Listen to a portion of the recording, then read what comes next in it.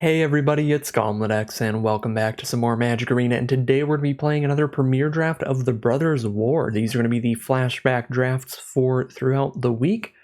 Without further ado, let's just get into our pack 1 pick 1. Got a pretty unplayable rare here, unfortunately, just doesn't really do anything in draft or sealed.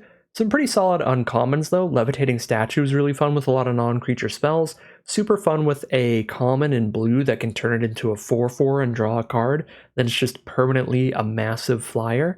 There's Sarenth Steelseeker, which is the card I'm going to take here. Whenever an artifact enters the battlefield under your control, you get to look at the top card of your library. If it's a land, you can reveal it, put it into your hand. Otherwise, you may put it into your graveyard. So you get to surveil one every time you play an artifact and potentially just draw cards. So the Steelseeker is a really good value engine, and I'm a big fan of that. Our other uncommon, the big double striking artifact, is also pretty decent, but I like starting with the Steelseeker here. For pack 1, pick 2, we've got some excellent stuff. There's a Horned Stoneseeker, which is pretty insane. 2 mana for a 2/2 menace, and the tapped Powerstone is way above rate for only 2 mana. You do lose your Powerstone when the Stoneseeker dies, but that is fine. I think Stoneseeker is probably the best card. It's pretty busted, but Overwhelming Remorse has got to be close. This is an excellent removal spell. Instant speed, and it costs 1 less to cast for each creature in your graveyard, so late in the game this can be super cheap. I think it's Stoneseeker or Overwhelming Remorse here, and those are really close in terms of power level. They're both incredible cards. Argothian Opportunist is a great follow-up to the Sarenth Steelseeker. Don't think it's strong enough to take it over the other 2 cards here, but that's probably the 3rd card in contention because we've started with the Sarenth Steelseeker. Otherwise, maybe Lauren or Felden or something would be decent. I think I'm going to roll with the Overwhelming Remorse here, actually, because I'd be sending a bit of a red signal to the left if I take the Stoneseeker, because I'm also passing a Felden, which is a decent red rare. So we'll take Overwhelming Remorse, head towards green-black, potentially. I don't really like any of these cards. Pick 3. Yeah, this just seems like a tremendously weak pack overall for this early in the draft. Bunch of kind of overcosted cards, understated stuff. Nothing really good for its mana cost. These uncommons are very narrow. Repair and Recharge and Arms Race. Guess we could just take an Evolving Wilds, I suppose. This Phyrexian Revoker is not particularly exciting either. Yeah, I'll just take an Evolving Wilds, I guess. Really did not like that pack. I guess we could even just take a Giant Growth, but having to pick 3 a Giant Growth is also super awkward. Okay, this pack is much more exciting. Now we have an Argothian Opportunist I think I'm just going to scoop up. Moment of Defiance is a decent combat trick because of the card draw. Steel Exemplar, if you're really heavy in one color, can be pretty big. And Warlord's Elite can be a really cheap aggressive creature with the right cards to drop it out, but Argothian Opportunist definitely makes the most sense with our start. Pick 5. Energy Refractor is a very nice card in this format. There are tons of artifacts with off-color Unearth costs, and the Energy Refractor makes it really easy to splash in all of those Unearth abilities. Mishra's Bauble's actually also great, because no matter what, you just cycle it away and draw another card immediately. And if you have something on the board like a Sarenth Steelseeker, then you're getting additional value off of it, which is very good. So actually kind of like Mishra's Bauble, there's even more cards to work with it than just the Steelseeker that we could end up drafting. You know, cards like Gixian Infiltrator will get bigger when we sack it. Yeah, there's pretty much no cost to running the Bauble. And the upsides when you have things that synergize with it can be pretty tremendous for a 0 mana card. So I like that a lot. Now there's a Scrapwork cohort nice and late. I'm definitely going to take that. This is one of those off-color Unearth cards I was talking about. 4 mana for a 3/1 plus a 1/1 soldier, and you can unearth it for 3. So when you unearth it, you permanently get another soldier and hit them for 3 for a turn. Really good card, and we don't necessarily have to be playing white to make it good, because we can pick up cards like Energy Refractor to reanimate it. Scrapwork Cohort, definitely the best card out of that pack. And we're only 1 card deep into black. That is an Overwhelming Remorse, which we could splash in, so now we could potentially head towards white and take cards like Aeronaut Cavalry for the kind of soldiers deck. Not a ton of soldiers in green. They're mainly in white, but cavalry is really, really good when you have a decent amount of soldiers in your deck, so I think I'd rather take that. I guess Argothian Sprite or Gaia's Courser could be the pick. These are both solid green cards. Not massively impressed with either. I don't think it's a Gigamole out of black, though. I don't know. Cavalry, I guess, is kind of narrow. Maybe I should just take, like, Gaia's Courser here. Because Cavalry's only excellent in blue-white. That's when you're going to get a lot of soldiers in each color instead of just one. And I guess the plus side, the benefit of taking Gaia's Courser there is we're more locked into green than anything else. So it's the most likely card to make the cut. And now when we get past a Disfigure, we don't have to feel bad about taking another white card and heading in that direction, because now I can just take Disfigure and stick to green-black. So that worked out fine, and now we can take another Disfigure? Okay. There's also Takesia's Onulet, which is a fine Unearth card. It's one of the weakest of the Unearth cards because it's really expensive up front and pretty expensive to unearth. The cheaper they are, generally, the better they are, like Scrapwork Cohort. Scrapwork Mutt is really good because it's 2 mana to play and 2 to unearth. Like that one a lot. Gaia's Gift's a solid combat trick here, but let's scoop up Disfigure. Now, I guess Stone Retrieval Unit technically synergizes with our Steel Seeker, but not in a particularly exciting way. Just take one of these white cards like Aeronaut Cavalry or Lauren. I guess right now all of the artifacts that'll end up in our grave are going to have Unearth anyway, so Lauren's not even exciting. So I'll just take the Cavalry, but I also don't think I'll be playing that. Can definitely play a Giant Growth. Killzone Acrobat's okay if you have a ton of expendable artifacts and creatures, but it's pretty filler even then, so I'll just take Giant Growth. The filler combat trick.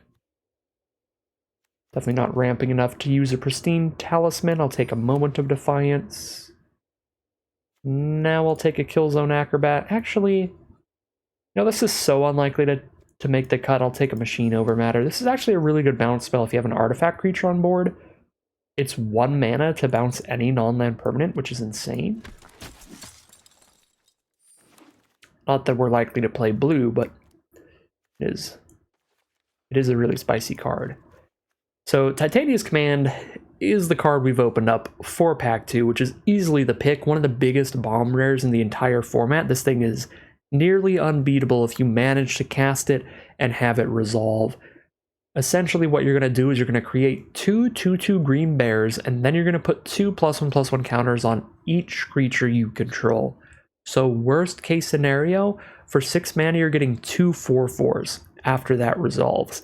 Best case scenario, you're getting 2 4/4s, and now your board state of, like, I don't know, a 3/1, a 1/1, and a 3/2 is now a 5/3, a 3/3, and a 5/4. It just wins the game real quickly when you cast it, almost every time.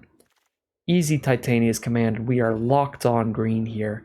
Now we have an excellent black Unearth card with Ashnod's Harvester. 2 mana for a 3/1. Whenever it attacks, exile a card from a grave, and it unearths for only 2. So super sweet, really good at fighting against other Unearth cards. So big fan of that card. Gnawing Vermin is also solid. Scrapwork Cohort would be great if we had some fixing, which we still don't. And Quite a Spike is fun, but it is a lot of mana for what stacks up into being not actually that much damage that late in the game, because at that point you've probably already dinged your opponent quite a bit. So it kind of feels like a +3/+0 death touch kind of thing once you get your opponent down to like 10 life. I don't know. It's a cool card. But it's not super exciting. I like Emergency Weld a lot. Return an artifact or creature from grave to hand and spit out a 1/1. Do enjoy that card. There's also Gaia's Courser. There's Gurgling Anointer, which is really powerful in the draw 2 deck when you're consistently drawing an additional card each turn. Our deck is not going to be good at doing that, though, in black-green. We've got Moment of Defiances to do it, but that's it. I guess it still reanimates a 1 mana value creature when it dies, even if you don't have any +1/+1 counters on it, but that doesn't seem like it's going to happen super often. We have no 1 mana creatures right now. Yeah, I'd rather just take the emergency weld. I like that a lot as a value play. Graveyard recursion stuff. Pack 2, pick 4 contains very little that I'm interested in.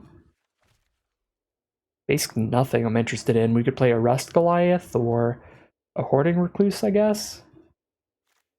Guess I could play a Springleaf Drum to splash in Scrapwork Cohort's Unearth ability. I don't think I want to start with Springleaf Drum in the deck, but having that as an option seems more exciting to me than basically anything else, because none of these cards are exciting. Sure, I'll have that as an option. Skyfisher Spider is incredibly exciting, and it is phenomenal with Emergency Weld. It's a really nice combo with that, because if this ends up dying, we choose not to exile it from our graveyard if we have a bunch of Emergency Welds in our deck. That way, when it's in our graveyard and we top deck Emergency Weld, we use the Emergency Weld to make a 1/1 and put it back in our hand, and then we cast it, sack the 1/1, and destroy any non-land permanent. Super, super nice card. Skyfisher Spider, definitely the pick here. We would love to get an Emergency Weld to wheel. Doesn't feel super likely, but one can hope. Pack 2, pick 6. Now we can take a Blanchwood Prowler, which is a fine little card here. A little bit of self-mill for any graveyard recursion, which is awkward with Titania's Command, because we're not going to have anything that can return Titania's Command from our graveyard to our hand. But any time that we mill anything else, it'll be a perfectly fine card.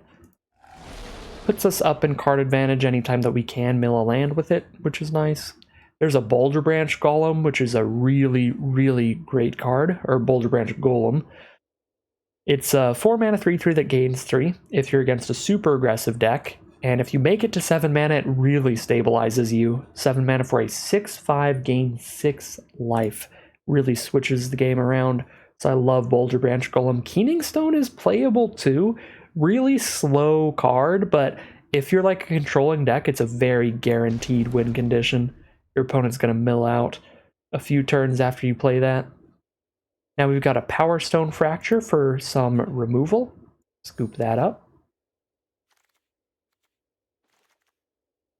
Now, Gixian Infiltrator actually looks okay in this deck, because I have Skyfisher, Spider, and Evolving Wilds, and Mishra's Bauble. It's 3 cards. Not super exciting, but I think I like it better than a Razor Maw. And the Dig Site, the Thran Vigil just don't do anything. Too slow and dirtily.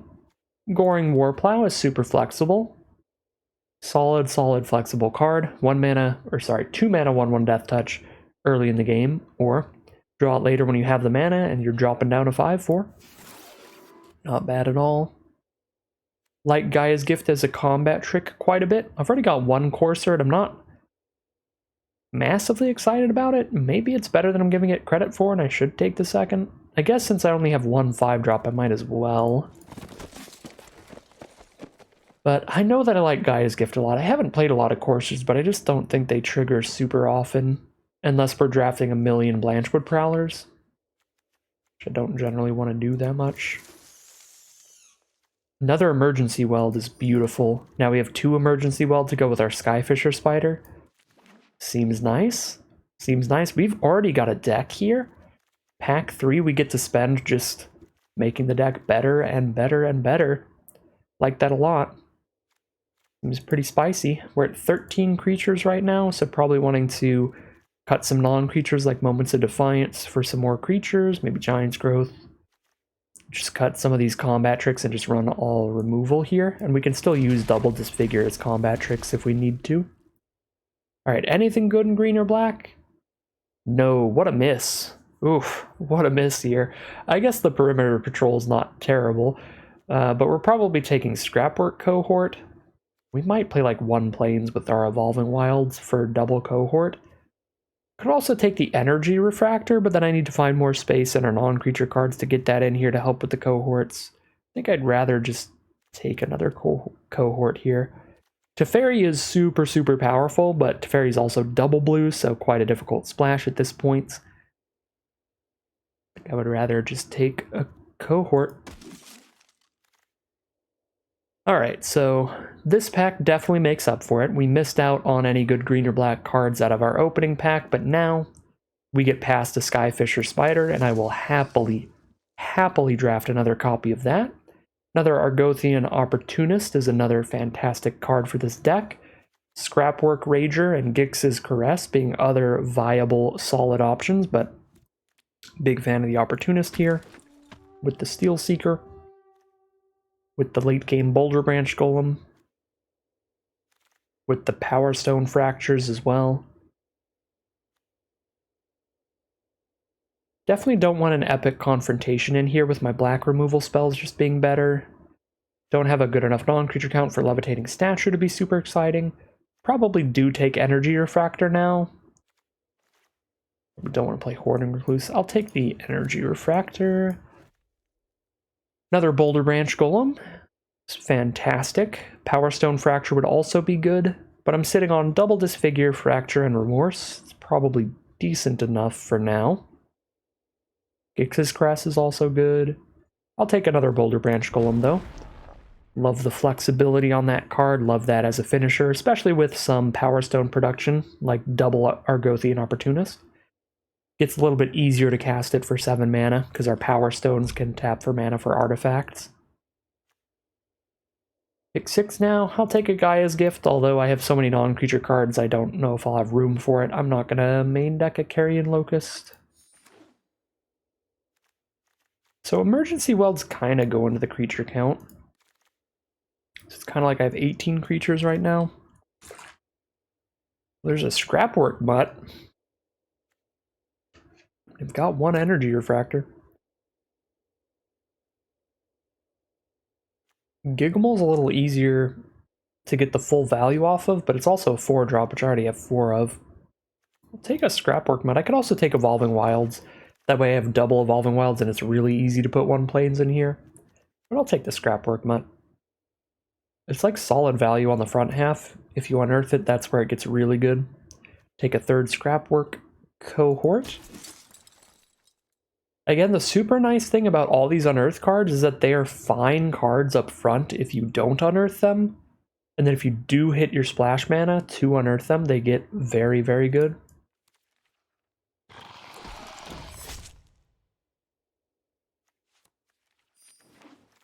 And now we're just going to go through the motions. I like all of our other 2-drops better than the Sprite, so we will cut that. Definitely not playing the fight spell. I could play a Powerstone Fracture. Aw, nobody's in red-black? Dang. That'll happen. There's only 10 2-color pairs. Well, there are 10 2-color pairs, and there's only 8 people drafting in each draft. You can definitely do some splashing, though, so still sad to see the Junkyard Genius go that late. Okay, we have 46 cards right now. I've gotten Evolving Wilds to put a Plains in with triple cohort, so I think I'll do that at least. But I don't think I'm putting a Mountain in for this this Scrapwork Mutt. I guess I could also just cut the Energy Refractor at that rate, and then I have basically 2 white sources in the deck. If I draw Plains or an Evolving Wilds, then I have the white source for Cohort, and anytime I don't have the white source for Cohort, it's not a big deal. It's still a good 4-drop, especially with 2 Skyfisher Spiders, to sacrifice the 1/1 that it produces for good value. I think it would be reasonable to cut these 2. I want to see my creatures to non-creatures, but if I sort by creature type, Arena's going to lag out on me. So I'll just sort them out manually. Okay, so kind of like I have 20 creatures right now, because we can count Emergency Weld as creatures. We have to count them as like 5 mana creatures, because we're not going to have a creature engraved till later.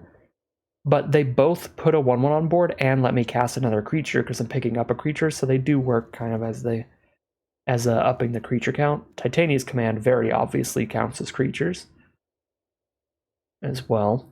So basically 20 creatures here.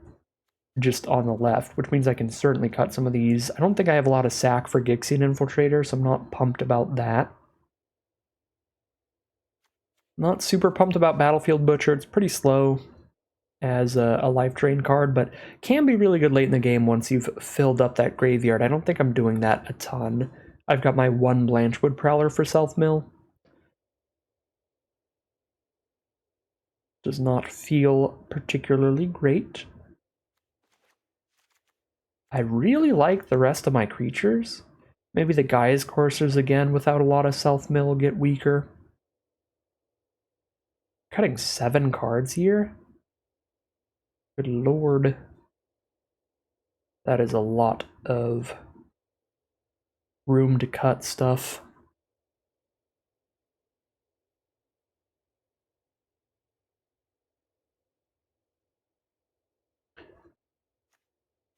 I think Gaia's Gift is my least favorite of the non-creature cards left.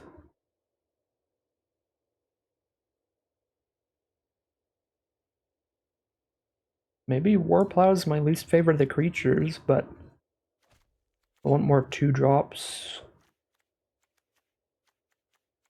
I think it's fine. Gaia's Courser also not the greatest in this deck.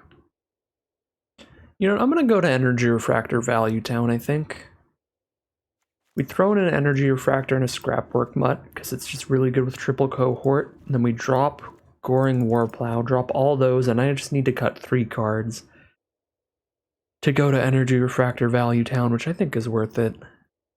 Cut one of these Gaia's Coursers, maybe even 2 of them, because now I've got 4 Unearth creatures in the deck. So, like, realistically, how often am I having 3 or more creatures in grave? And I'm just unearthing them so often. And Emergency Welding.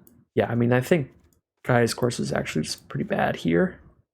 So we'll cut both of them. And then I just need to drop 1 more card to call it a deck, which could just be a land, because I've got a Mishra's Bauble, which immediately draws me another card. So it's like a 39 card, 16 land deck, which I think is reasonable. Even with the big boulder branches, we can cast them on 4. We're getting some Power Stones, drawing a little bit of extra cards with Mutt and Bauble, Energy Refractor as well. Probably still supposed to be diligent and stay at the 17 here, but that's too bad. I like all my main deck cards. I'm just going to cut a land. Let's drop a, let's see, 9 black cards, 7 green. 3 white Unearth effects. We keep the planes in for sure. Got a lot more, well, I've got a little bit more black cards, but they're higher up on the curve. I don't need black mana till like turn 4 onward, but I need that green early for the Prowler, the Steel Seeker, the Opportunist. So I'm actually going to cut a Swamp, even though I have more black cards than green cards. And I think we'll call it a deck there. Alright, here's a look at the deck list for today. We are a green-black value pile. We've got a lot of good stuff going on here. A lot of Graveyard Recursion with a couple copies of Emergency Weld to pick up some big, juicy creatures like Boulder Branch Golem, and especially Skyfisher Spider. The Skyfisher Spider is going to be some of our best cards in this deck. Being able to sacrifice a 1/1 token from a Scrapwork cohort or an Emergency Weld to blow up any non-land permanent. Then if they die, we can potentially pick them up again with Emergency Welds, as long as we choose not to use their exile ability when they die. So really good late game Graveyard Recursion to try to close out most games. For the early game setup, we've got Steel Seeker drawing cards, Blanchwood Prowler drawing a land, Scrapwork Mutt as well, discarding a card, drawing a card, Harvester just trading off and then unearthing later for value, and Opportunist setting up some Power Stones. So nice early game setup, nice late game Graveyard Recursion and some beef, and one of the biggest bombs in the format, Titania's Command, to really finish things. So really nice stuff throughout the curve, and of course in the non-creature slot we have plenty of solid removal to keep us alive or keep the pressure on our opponent, depending on what's going on. So really solid, real consistent looking green-black deck today. Without further ado, let's head into the gameplay and see how it does. Alright, here we are on the play for game 1. A bit of an awkward hand, the double emergency weld with just one creature right now, but we do have both of our colors. We've got some early game plays, the Opportunist starting things on turn 3, and the Mishra's Bauble to see what we draw into and get a tiny bit of information on what our opponent is playing. A forest. They're on green. Now we've got a Scrapwork Cohort, so we've got Opportunist into Cohort, which is pretty nice. Our opponent starts things off with a Haywire Might. I don't think we're running any non-creature artifacts or enchantments. I guess I have one Energy Refractor that could end up killing. That would be an issue. We're probably going to have to spend our Skyfisher Spider's removal spell on this Teething Wormlet, because this is going to get bigger and bigger throughout the course of the game. It's a +1/+1 counter every turn that they play an artifact. The +1/+1 counter only triggers once per turn, but that can still grow quite a bit over time. Now they've got an Airlift Chaplain, but the Skyfisher Spider has reach, so we're not as worried about that. And we've got the Spider Emergency Weld combo here, so we're definitely not going to gonna exile the Skyfisher Spider when it dies.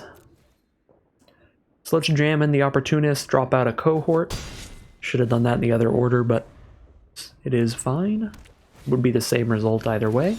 Ooh, my god. Okay, so Veteran's Power Blade on the Airlift Chaplain will be an issue, because that'll be... Ooh, the Auto Tapper got them there. They would have had the mana to equip that. Oh, that's not a soldier. Never mind, it didn't get them. I don't know why I thought Chaplain was a soldier.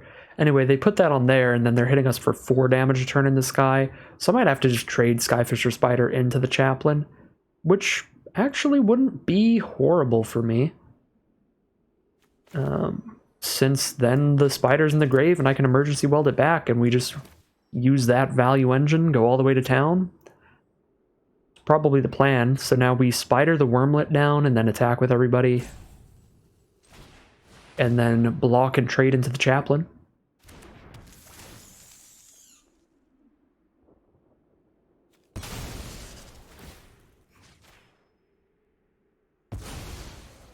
Okay, we've got our game plan.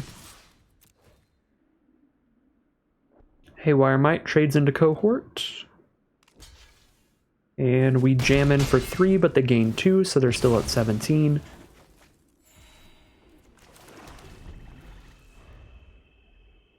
Trying to find a Plains, an Evolving Wilds, or an Energy Refractor, and I guess our opponent's already over it. They don't like whatever's in their hand, so...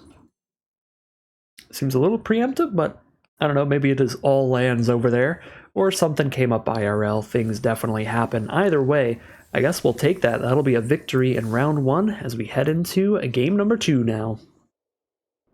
Here we are for game 2 with a Snap Keep. Our opponent's on the play, they're going to get things started. We've got Harvester into Skyfisher Spider, then we can weld back the Spider, and then once we get enough mana, Titania's Command is going to be a massive win condition. So our opponent takes a mulligan and drops down an Ivory Tower, which is super awkward for them. This card gets significantly worse on a mulligan, because you need to have as large of a hand as possible for it to really pop off. Let's get our Harvester down. Pass from there. Now I have the Cohort to play before the Skyfisher Spider, which is excellent, because that gives us the expendable creature to sacrifice.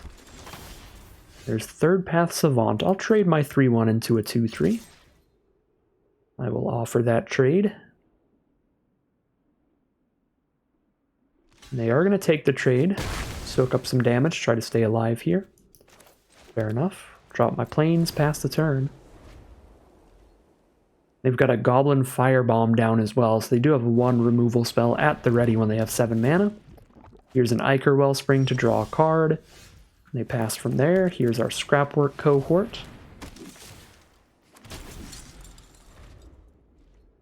Which feels like a pretty excellent position for us. They had to mulligan, and it feels like they're down 2 more cards, because Ivory Tower and Goblin Firebomb just really aren't doing anything for them here. The Firebomb doesn't do anything until they have 7 mana. The Ivory Tower's just straight up not going to do anything since they had to mulligan. Play Evolving Wilds here over the Swamp so that I know I can Titania's Command next turn. And I can Skyfisher Spider away the Firebomb just in case they hit 7 mana. But I don't think that'll be necessary.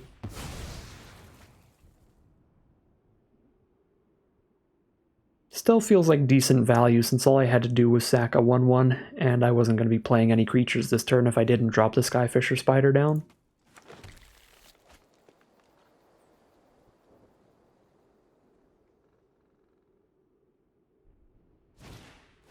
There's a Retrieval Agent, 2/5, that does not block 5 power creatures super well, so Titania's Command it up and get jamming in.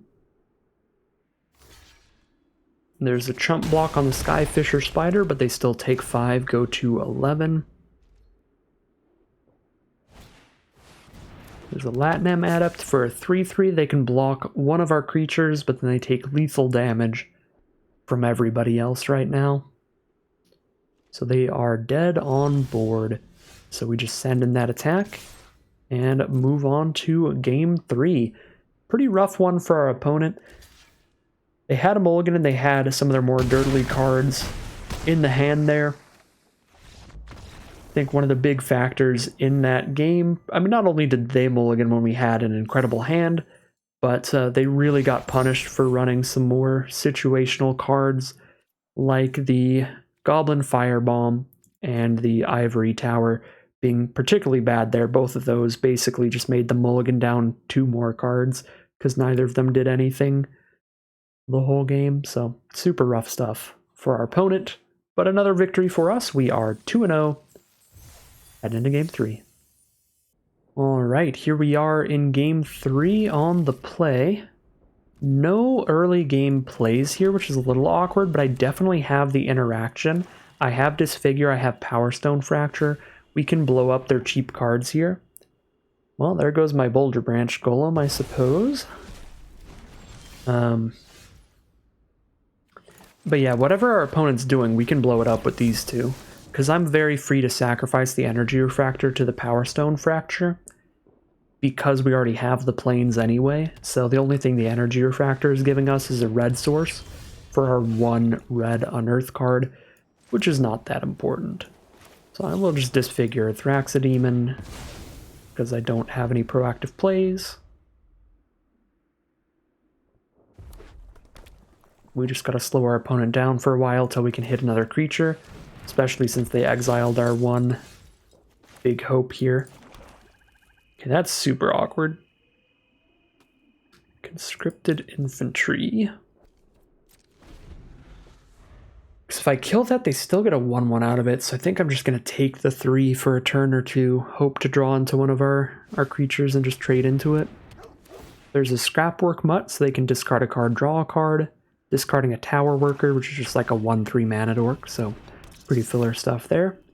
Definitely a good discard for them. There's the Gnawing Vermin Mills themselves, looking to find some Unearth. And we just find another land. Well, the draws are going from awkward to deadly very quickly. Guess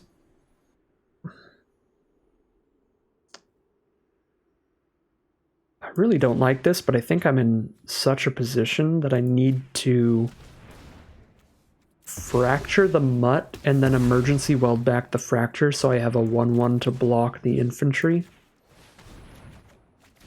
And then I draw another card off Refractor next turn. Far from the highest amount of value I can get out of those cards, but if I just sit here not casting any of them, I'm taking 7 damage a turn, or 6 damage a turn, which adds up so quickly. And boom, now we take 0 damage on this attack, so this is going to give us some time to find some draws. And their Tower Worker really doesn't add any power to the board, so we're digging. We're finding nothing but lands, but we're definitely digging. I guess the Overwhelming Remorse was a good draw.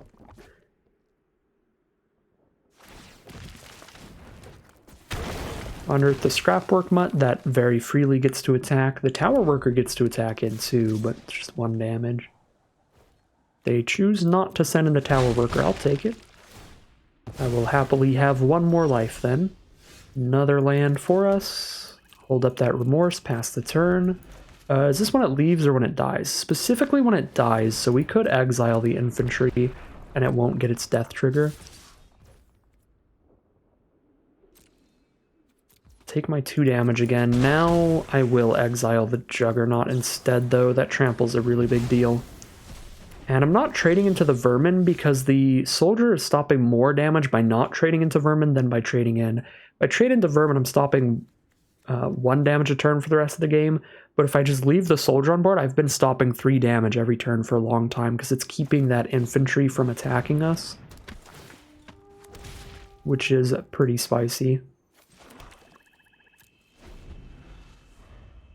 So we're actually stopping more damage by not trading than we would be by trading.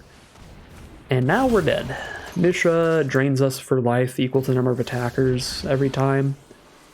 So now even if we trade into everything on board, we're losing 3 life on their attack next turn. Well, 2 more life on their attack. Block Vermin with Opportunist, it gives the Opportunist -1/-1, and that dies too. But now they attack us with 4 creatures. I go to 4 life before we even take combat damage. And we have another land. Okay. So I go to 4, I block 1 creature. Technically still alive, so we don't scoop yet. Technically on board I go to 1. But just incredibly unfortunate draws this game, not much else to be said. All we really could have done was mulligan, because our opening hand was a little awkward, but we drew almost as poorly as possible off of the awkward opener, so even a better hand. I think drawing this many lands would lose this game. Not much we can do on that one. There's Cohort, but it's way too late. Mishra just drains us out. And even if he didn't, they have way more creatures, so unfortunate way for things to go. Game 3, but I guess that'll balance things out after the good luck in the first 2 games. That is definitely magic, baby. It's going to be 2-1 now as we head into Game 4. Here we are for Game 4. Another awkward opener. Bauble gives us another draw. We're on the draw to hit another draw. If we get any green source, the hand plays super well from like turn 4 onward. So I'm going to keep it and hope for the best here. And Energy Refractor is a great draw, because now even if I don't find a forest, I have a green source. And that's going to be an additional piece of card draw to find some kind of early action. Worst case scenario, I can weld back the Bauble, I guess, but that's not what we want to do, ideally. Alright, so our opponent is on green-red, and they start with a Dwarven Forge Chanter. Little 1/3 with Prowess. It's also got Ward 2. Well, Ward of 2 life. So if I want to target it with any removal, I have to pay 2 life. There's Tumakul Honor Guard for a 3/1 with actual regular Ward 2.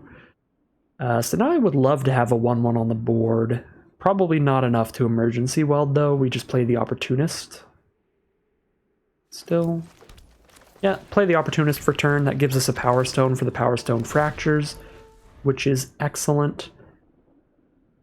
Then I could weld back the Opportunist to have a 1/1 on board for my Skyfisher Spider, as well as just holding the Honor Guard off. I guess I could just trade with the Honor Guard, though. Again, because 2 more to target it, so Powerstone Fracture is pretty inefficient on that.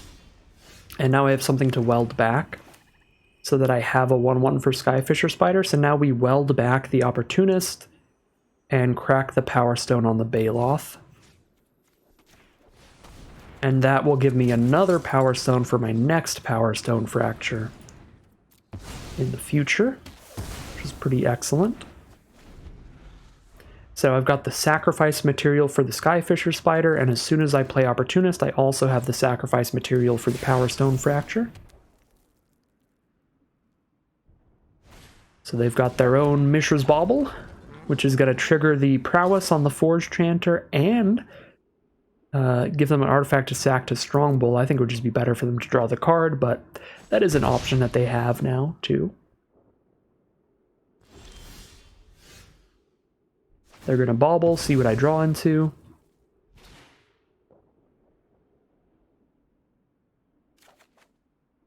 It's a Steel Seeker. I could Powerstone Fracture the Strongbow immediately, but then I don't get Steel Seeker value. It's probably better to get that Steel Seeker value here. I'm at 17 life. I can afford to take a hit from Strongbow. So drop the Opportunist and get the Steel Seeker trigger. Find a Boulder Branch Golem. I will certainly keep that on top of my library.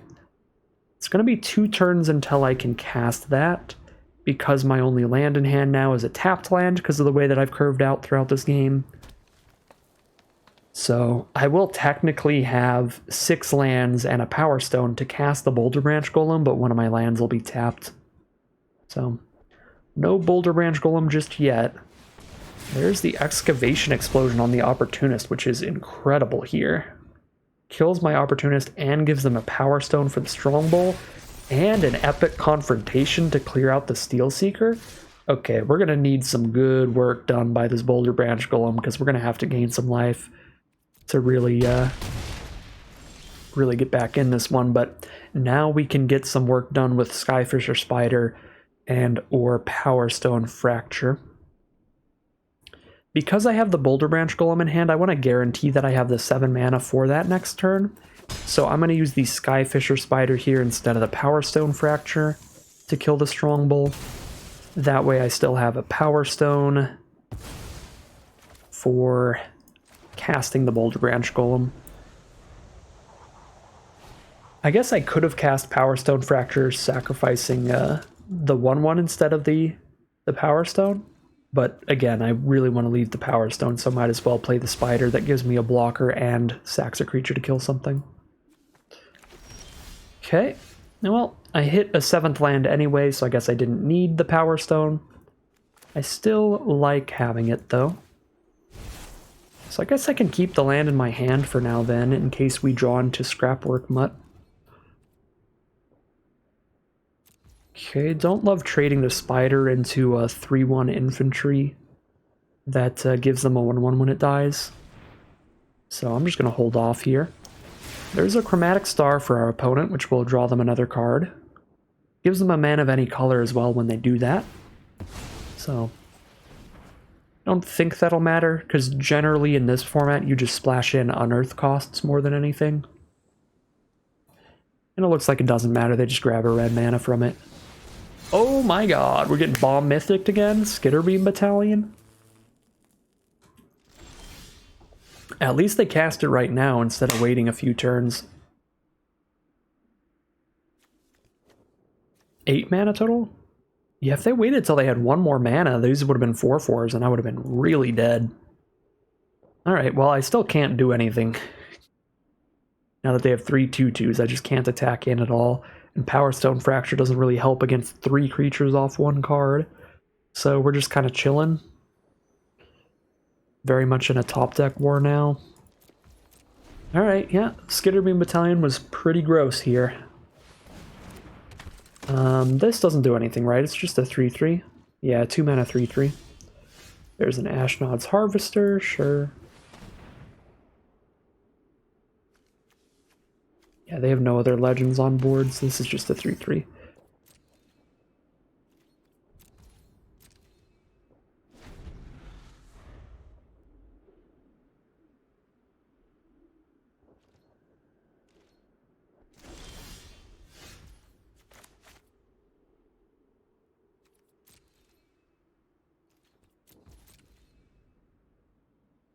Now, instead of playing Magic the Gathering, we're playing the classic children's card game War. Who draws the biggest numbers each turn wins the war. And Unleash Shell is a great draw into Gnarlroot Pallbearer. So they drew Skitterbeam Battalion, Hajar, Unleash Shell, Gnarlroot Pallbearer for the past 4 draws. Which is definitely better than our draws. At least I can fracture the Pallbearer, which is something. Taking 8 damage here. I think it doesn't matter. I think we're just dying, but we'll see.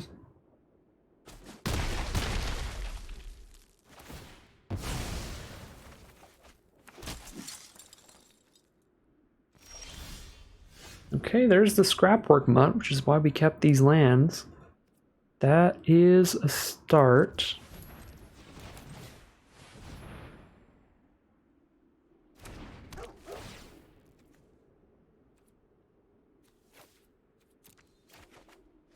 Argothian Opportunist, still have 4 mana up. Okay. It's enough blockers to not immediately die. Could play this land, unearth the Harvester, sack the Harvester to Fracture. But then I don't have the land for Scrapwork Mutt unearth. So I would rather just sack a Powerstone. Okay. Definitely behind here, but at least I don't insta-die on board. I've got 1, 2, 3, 4 creatures in grave. I might end up having to exile the Skyfisher Spider. Oh, I didn't realize it just shows me the number on the card. But I might end up having to trade with Skyfisher Spider and then exile it to gain the 4. There's 5th non-land top deck in a row, I believe. At least it's just a 3-1, but it's definitely not good for me. And we have to just pass here because we've drawn another land.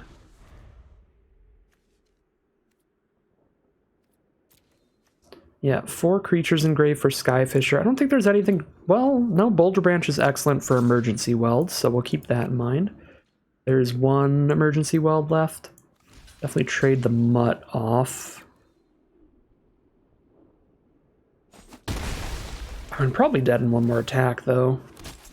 Actually, maybe I had to trade Skyfisher Spider off, so I gained life off that trade. Because now if they go wide... Oh, thank God. Okay, so now... we certainly don't die. Is there any life gain on this? I don't actually know what the other abilities are. Exile somebody's graveyard and gain life for each card exiled this way? 11? Could gain 11 life, or... make 2 bears and put 2 counters on each creature. I think I have to do the counters thing. I'll have 4 creatures total. Block, block, block, block. Take 3 damage on board. I think I have to do that. I do barely have the mana to unearth Scrapwork Mutt first. And then do that, so I will.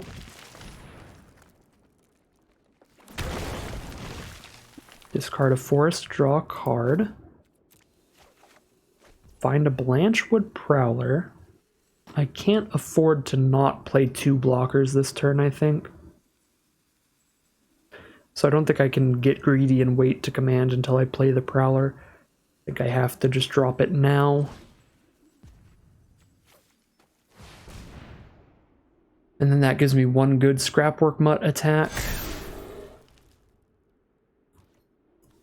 Yeah, I mean, I would have loved to gain the 11 life instead, but I think it's pretty important to make sure every creature I have just does not die on blocks, because that's pretty significant. The difference between a 5/5, 5/4, 4/4, and 4/4 and a 3/3, 3/2, and 2/2/2s is pretty dramatic. Unleash Shell off the top. I will exile Skyfisher Spider, because if I hit an emergency weld... First off, I only have 1 emergency weld left in the deck, and second, if I hit one, I can just play a Blanchwood Prowler instead. Okay, let's play this Blanchwood Prowler. I think there's still 3 Unearth cards left in here. I guess I'm down to 14 cards, and I have to break through this board state to kill them. I'm already milling out before them, though. Yeah, there's 3 Scrapwork Cohort we could mill into. Just go for it. Yeah, if I'm going to lose to mill, I'm already going to lose to mill. Land, land, land. Well, happy to have that out of the way, I guess. Get those out of here. 3 blockers up. How do they kill a 5/4? 3/3 and a 2/2. 3/3 and a 1/3, and then they only lose 1 creature. 4/4 dies the same way.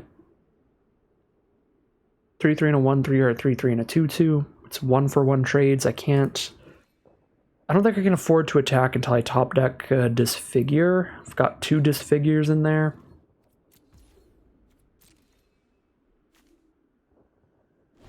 They have no lands in grave. Played 7 lands. Eventually they have to flood out, right? Well, there we go. There's 2 lands. So they've hit 9 lands so far. On average, 7 or 8 lands left in their 14 cards. They're on like 50-50 lands now.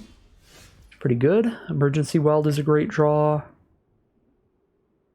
On the Boulder Branch. Could wait till I draw another Skyfish or Spider, but I think I'm just on Boulder Branch here because it's going to clear out 2 of their creatures.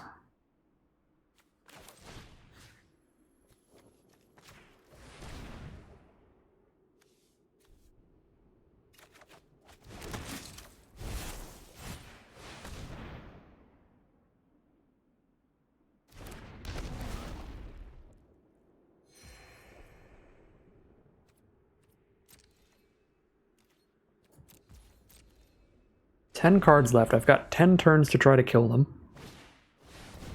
Scrapwork Rager. Draw another card.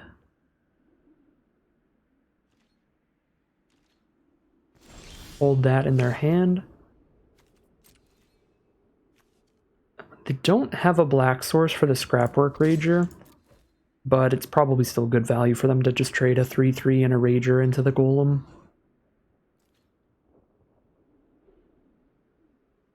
For whenever they do draw a black source.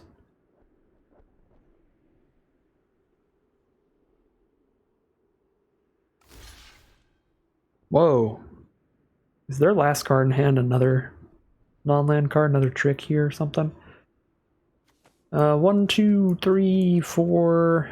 2, 3, 4, 5, 6, 7 right now. I can only deal 6 damage. I think I would rather just lower their quantity of creatures, mostly. I guess the Forged Chanter with that 3 toughness does make things pretty annoying on blocks. And I kill 3 creatures either way. 1, 2, 3, 4, 5, 6. Yeah, so kill the better 3. Put these 2 up front, so I definitely kill them, even if this gets a prowess trigger. I think that makes sense. Yeah, I'll do that. Okay, cool. No tricks. Clear them out.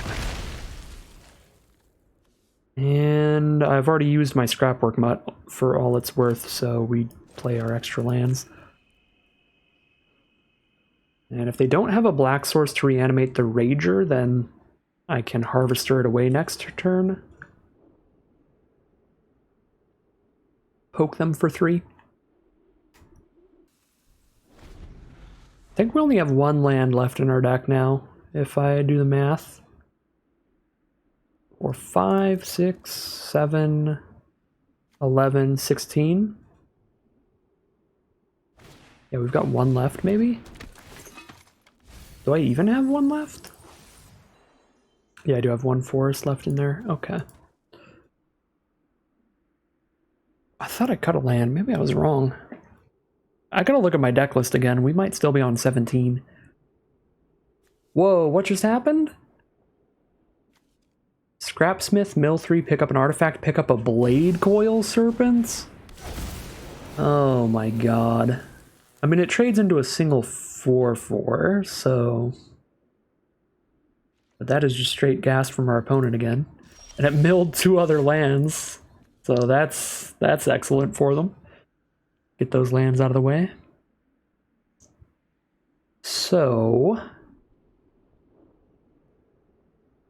I can reanimate Harvester, sack it to the Spider to kill the Serpent, but then I don't exile the Rager from their grave. That's probably fine. They have another black source, it's probably like Chromatic Star or something.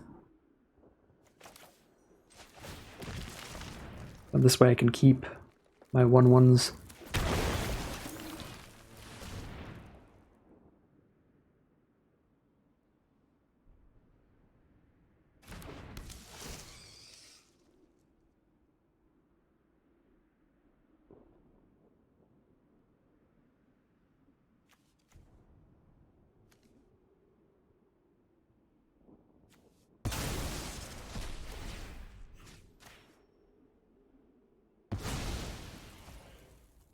Okay, so now that the 1/3 is gone, the 5/4 trades into 2 creatures, guaranteed to whittle down the board.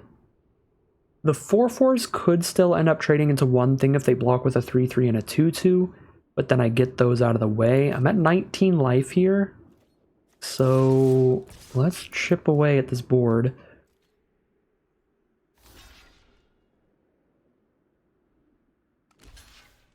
Okay, that's an excellent block for us. This is one where we're going to be less happy. Just kill a 3/3 with our 4/4. But it's still chipping away at the board. It'll get them down to 2 2/2s and 2 1/1s left. Feels good to me.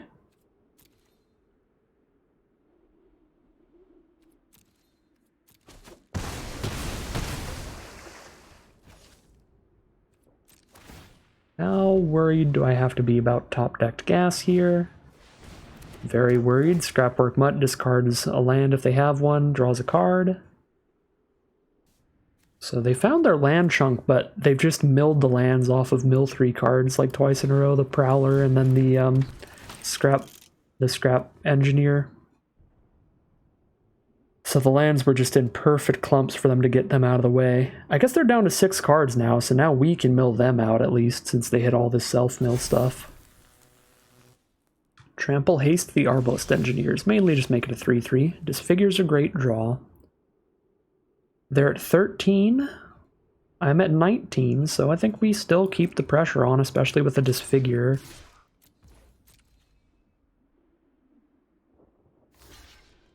And then, you know, worst case scenario, best offense, or best defense is a good offense.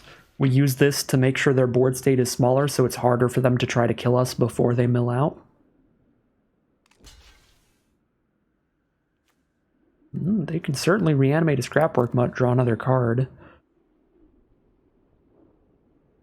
Which is something. I have no Emergency Weld left in my deck, so we exile the Skyfisher Spider to gain some more life, and we just disfigure the Battalion to win that combat.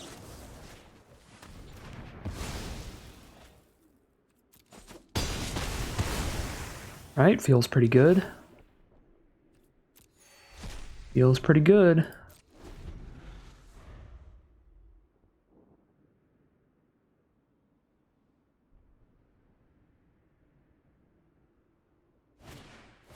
Combat Thresher, 3/3 double strike, draw a card off the top. Unearth the Mutt to discard the land they drew and draw a card. Down to 3 cards in their library. I will take the 2. I will trade...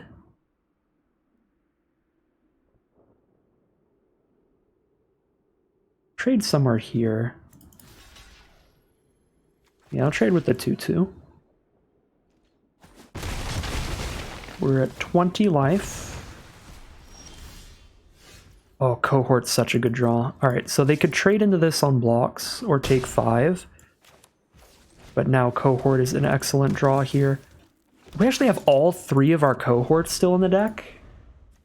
All of our Cohorts in the bottom 7, so I have 2 more Scrapwork Cohorts to draw into, so it's going to be like impossible for our opponent to break through our board state. Right, like they send in with a Thresher, and then I just chump with the Cohort to unearth it and have another 1/1 chumper. And I attack them with the unearthed Cohort. Well, there's the last land in her deck.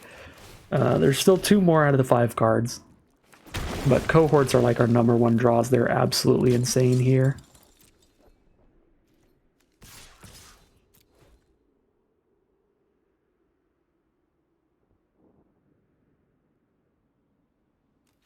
Because, yeah, we do this where we get to play the offensive and the defensive with them, just constantly chumping the Threshers. So they're down to 2 cards in library. And we're still like racing them on board. This feels pretty excellent.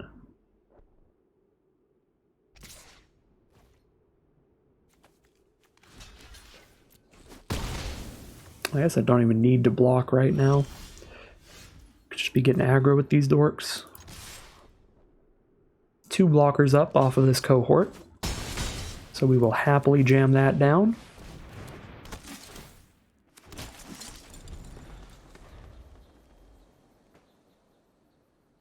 And our opponent is out of cards in their library. So the crazy thing is we're going to kill them with combat damage the turn before they mill out anyway. Alright, well that was a long, hard-fought game there. Really looked like it was going to end in a similar place to game 3, where we just lost, just kind of flooding out a bit, because we definitely hit way more lands than our opponent early in that game, and that kept us pretty far behind. We were like so far behind that Titania's Command, which is usually just like an insta-win, just puts you way in the lead, was just like a get close to stabilizing, stay alive kind of card, which is wild. Like, yeah, I think the disparity in lands in the early game made it so if we didn't top deck literally the strongest card in our deck with Titania's Command, we would have lost super handedly. So really unlucky stuff at the start with the land count of us versus our opponent, but incredibly lucky Titania's Command kind of balances that out, and we do get the victory over the course of a very, very long game where each player cast almost their entire deck. That was pretty spicy stuff. Very nice deck from our opponent too. Blade Coil Serpent, Scatterbeam Battalion, stuff like that. I think our opponent probably could have killed us if they just waited for the battalion.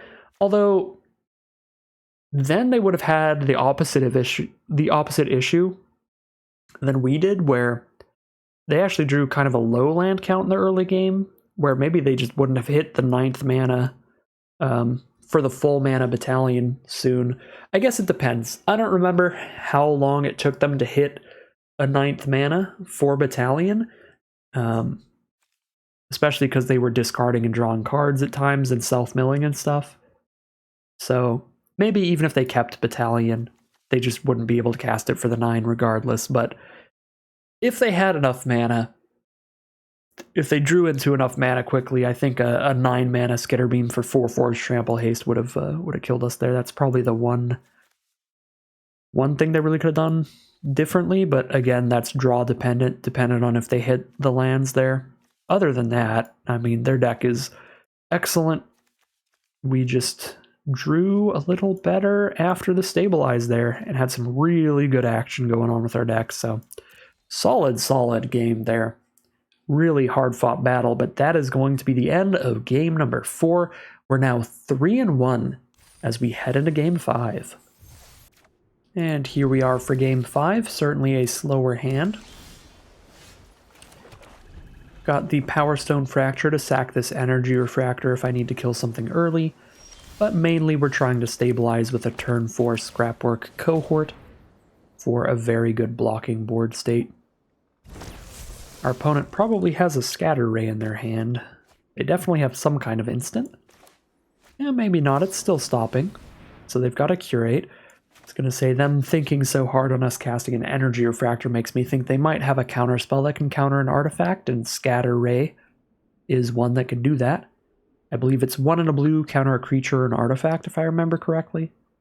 Counter it unless the controller pays 4 additional mana, so basically just counter it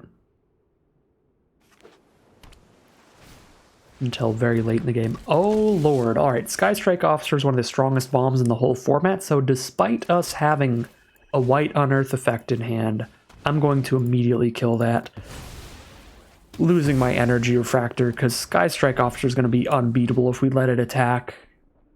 Even if we let it attack once, then it's gotten a 2-for-1 on us because they get a soldier on the board and we spent a removal spell on it. So I think it's worth just blowing that up immediately, even if it means not having white mana. And as expected, there's the Scatter Ray. We don't have anything to bait it out though, because our other cards are going to be nice big 7-mana creatures that we would even less want to get countered. Empty board state here. I don't feel the need to plop down a 3/3. If they had some kind of 3-power attacker or something that I was worried about, I'd do it.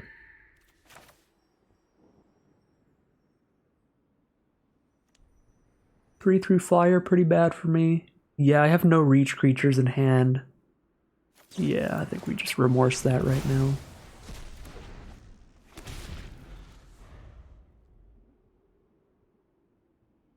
So our opponent's on blue-green, which can be like a tempo-oriented, rampy kind of deck, where they've got the blue counter spells and draw spells and stuff, and some power stones to make some big, scary artifact creatures later.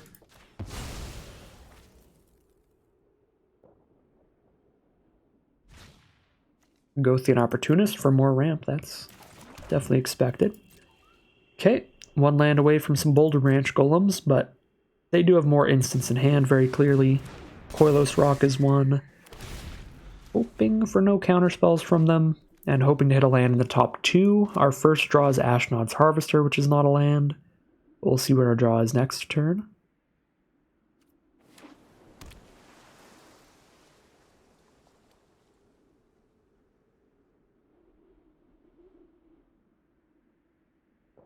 We are on 17 lands, by the way. Did double check that count. Which I think is actually probably correct with these Boulder Branches. But we definitely have been experiencing a bit of flood the last couple games. Oh no.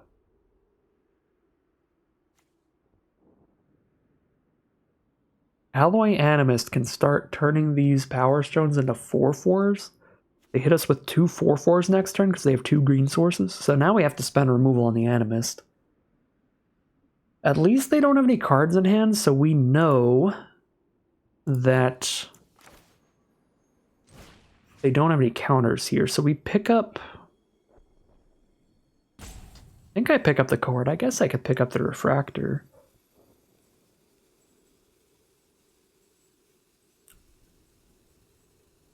But I think I'm picking up the Cohort, sacking the 1/1 to kill the Animist, and playing a 3/1 to trade into the Opportunist. Then we just take 3 in the sky and start using Boulder Branches to gain life to stay in the game.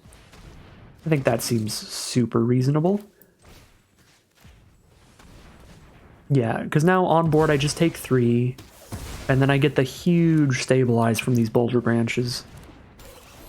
And they outrace the Koilos Rock by a lot, and our opponent's playing off the top.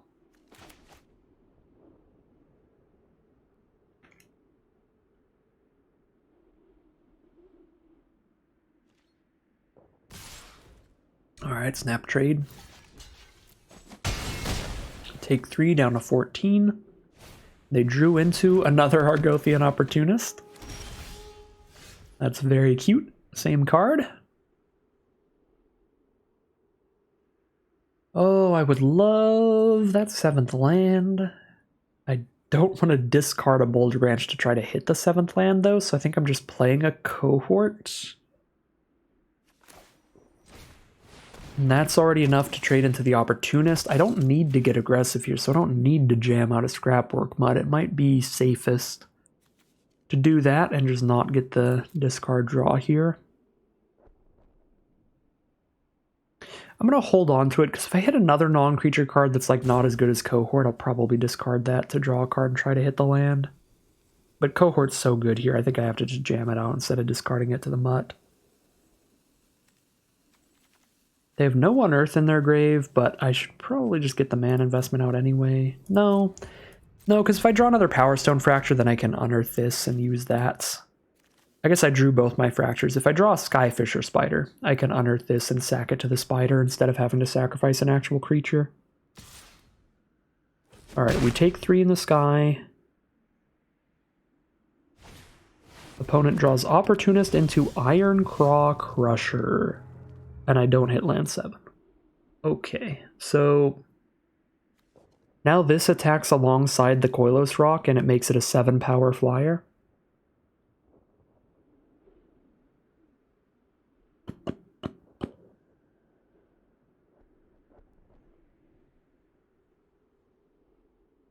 Yeah, that's not going to be beatable. I guess I can disfigure it when its ability goes on the stack, so the rock just hits me for 5.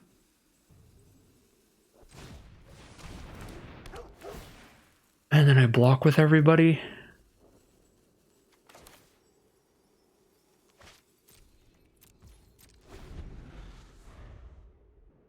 I guess by playing the mutt, we're also threatening to triple block the Crusher, which could just keep it from attacking already. Okay, they are going to declare the attack here.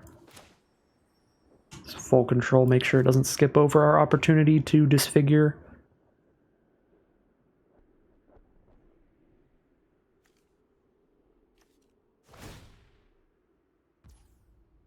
Okay.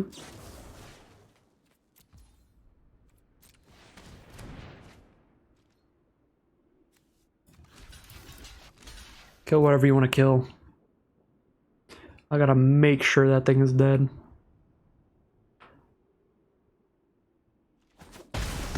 Okay. Opponent is 3 for 3 on draws, and we are 3 for 3 on failures.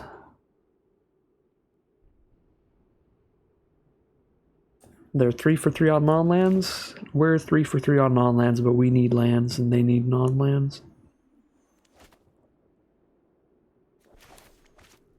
Don't have to gain the life if I have cohort for blockers. Next turn I will have to play a 4-mana golem, which will be very sad.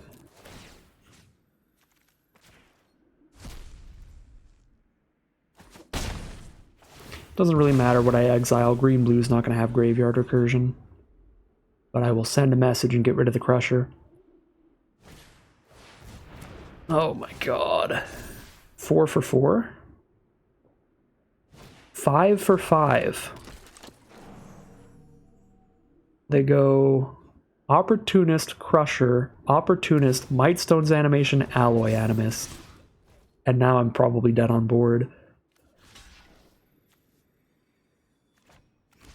Well, I don't know what I did to Arena today, but Jesus, the draws these last 3 games have been brutal. Not that our draws have been... Well, I mean, the last 2 games, our draws were pretty horrific, but it's more that, like, we're drawing bad and our opponents are drawing incredible. Sad stuff. I mean, that is magic. That is absolutely magic. But, whew, these last 3 games have all felt winnable. We won one of them, at least, but... Man.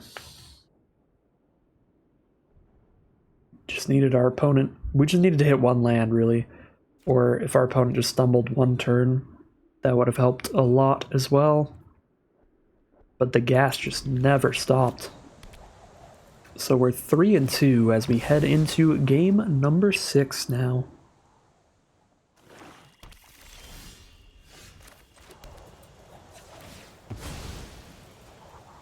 Grab our second green source for Titania's Command. Playing against black-red here. Most aggressive archetype in the format. Well, one of the most aggressive archetypes. Red, black, and white. So that could be just playing a bunch of Unearth stuff. I'll just figure a Burnish Chart, keep them off that mana ramp and mana fixing there. And then we jam out an Opportunist turn 3.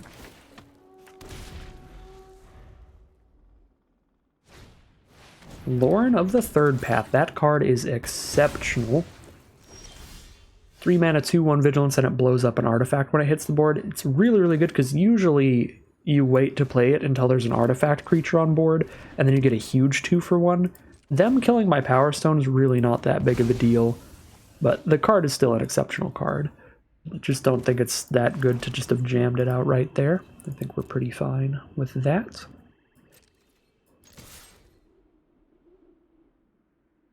Maybe they have Emergency Weld of their own is why they did that. That would make sense. Speaking of emergency weld, I think I'm going to weld back my Opportunist right now, so next turn I can play it and a Powerstone Fracture if I need to.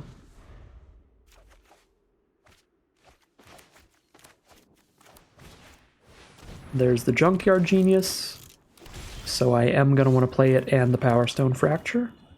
And then the turn after this, we just play a Titania's Command and go all the way to the market.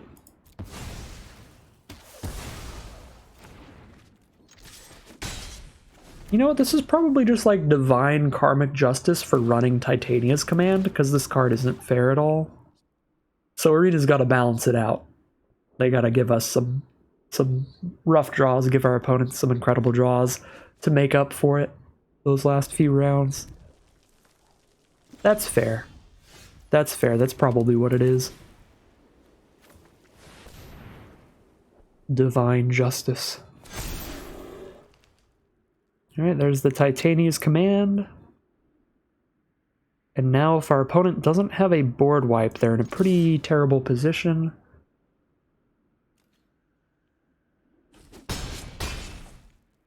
Slam them down to 11.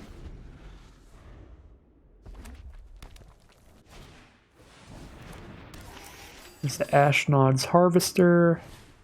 There's a prison sentence on our biggest creature. Well, Skyfisher Spider is very good against prison sentence, because now we can just sacrifice our creature that's already pacified and attack them for exactly 11 damage. Get that exact lethal here.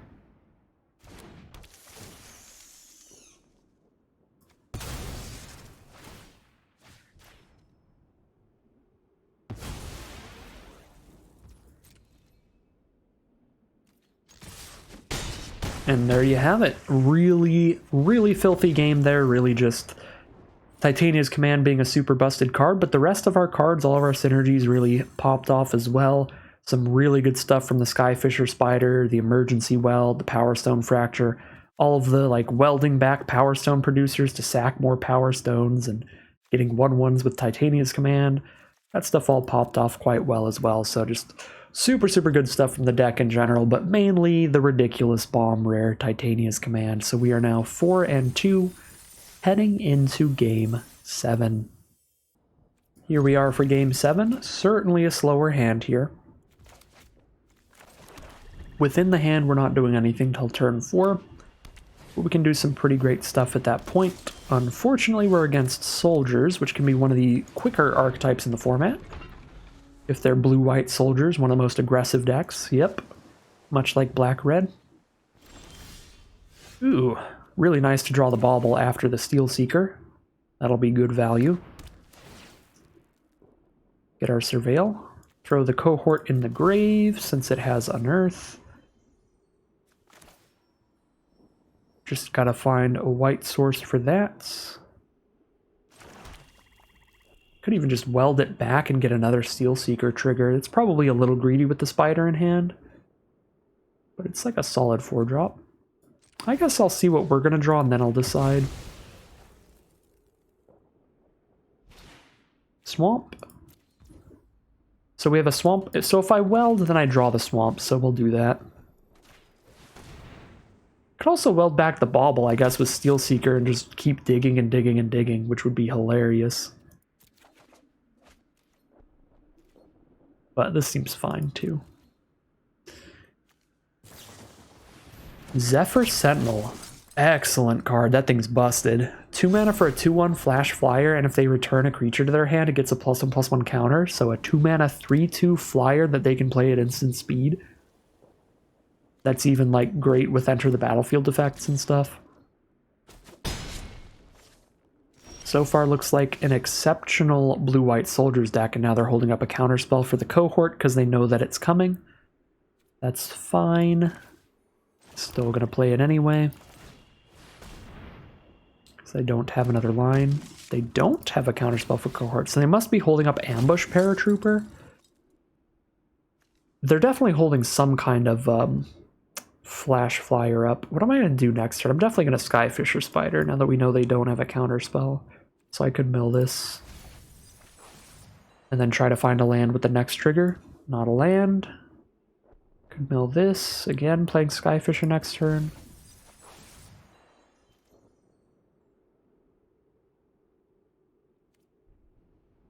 Yeah, they definitely have another flash card, so I'll just pass here. It's probably Ambush Paratrooper. Oh, it's just the card draw spell? Okay, well then I guess I could have chipped in for 2. But I think it was too risky to put the Steel Seeker at risk if they had another copy of Zephyr Sentinel or something. If they had Ambush Paratrooper, that's a 1/2 flyer they can play at instant speed. That would have killed my 1/1 for free. So maybe it was okay to attack with just the 1/1, but blue-white have a lot of flash flyers and stuff, and that would just be pretty bad. Speaking of things that are pretty bad, prison sentence. But that's pretty bad for them, not me. Because our Skyfisher Spider is incredible against that card. And we're going to have so much fun doing this. Sack the cohort to blow up the Sentinel. I could blow up the Millstone, but I'm not worried about Millstone outracing me on board. I think I can outrace a Millstone.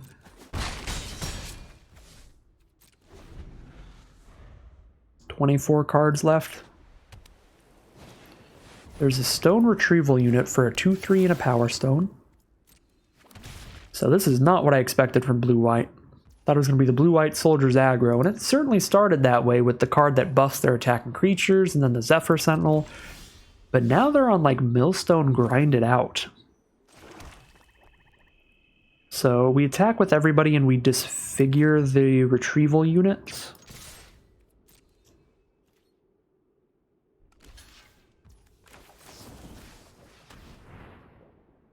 And they Millstone us here. Hit a couple of removal spells. I think that's fine. We've got one in hand already.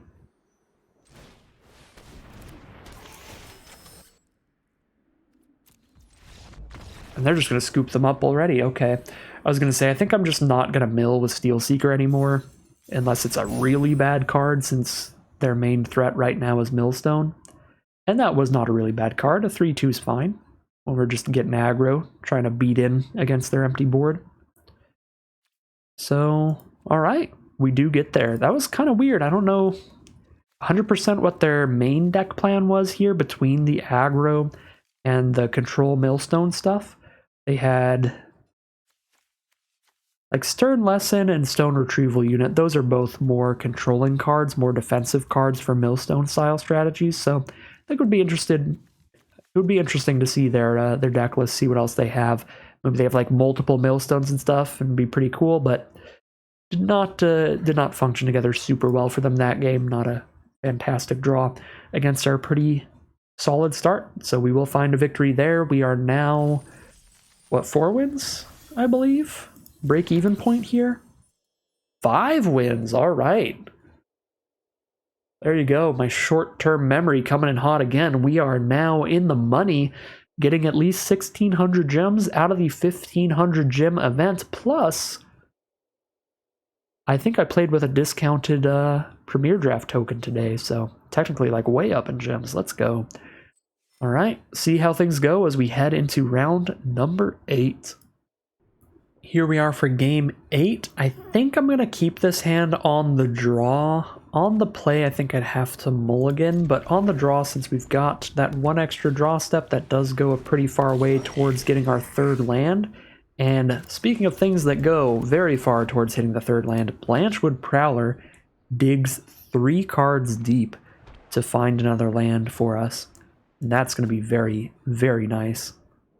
So now we get to play a Blanchwood Prowler on turn 2, an Opportunist on turn 3, maybe a Scrapwork Cohort on turn 4, and then we've got Powerstone Fracture and an Overwhelming Remorse, and then the nice Boulder Branch Golem later. Now I even have Disfigure for the Blast Runner, but I think I have to just play the Prowler here. That is absolutely disgusting. Because, I don't know, I guess it depends on what's in their hand, but I was going to say, I don't know if that's like a great play, because like imagine that I have 3 more lands in hand and they counter that instead of a bigger creature later. But if they have more creatures to play, it's definitely the right play to just get it out of the way so they can dump all their mana on turn 3 and turn 4 into their next threats. But it does feel extra rude because they literally can't possibly know how many extra lands I have in hand, but we get our land grabbing dork countered. Alright, I could could take a really big hit for doing this, but I'm going to play Opportunist instead of holding up Disfigure. The way that we would get hit hard is if they play an expendable artifact to sack to Strongbow, because then Strongbow's a 3/4 that can't be blocked well by the Opportunist. Blast Runner's a 3/2 menace, and we are just not having fun there. Take 1,000,000 damage.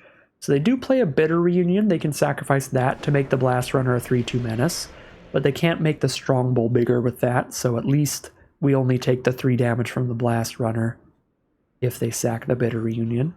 They've got a Mishra's Foundry, nice artifact creature that they can turn their land into an artifact creature to beat in with. Drawn to a Mishra's Bauble. Alright, hopefully they don't have a second Scatter Ray here, because I think I gotta just jam out the Cohort to have more blockers. The alternative is to hold up a single Disfigure and that's all. I guess I could test the Waters. No, because this thing's instant speed, so Arena's going to stop for them no matter what. Alright, try to play the Cohort. Alright, they don't have double Scatter Race, that's good. And then, let's see what they've got going on. Going into their hand here.